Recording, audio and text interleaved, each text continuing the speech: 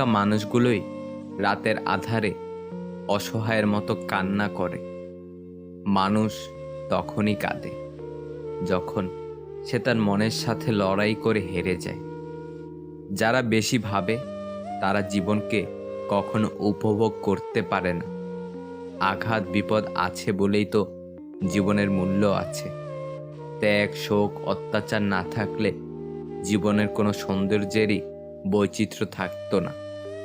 মানুষ যাকে সব থেকে বেশি ভালোবাসে তাকে বেশি সন্দেহ করে, কারণ তার প্রিয়জনের ভাগ কাউকে দিতে চায় না।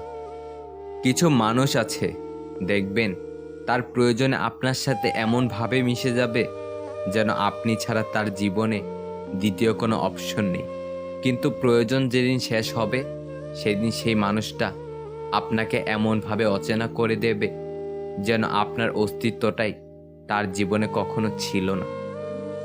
হোমিওপ্যাথি বা অ্যালোপ্যাথি ততটা কাজ করে না যতটা কাজ করে সিম্প্যাথি। সম্পত্তি দেখে সম্পর্ক আর সৌন্দর্য দেখে ভালোবাসা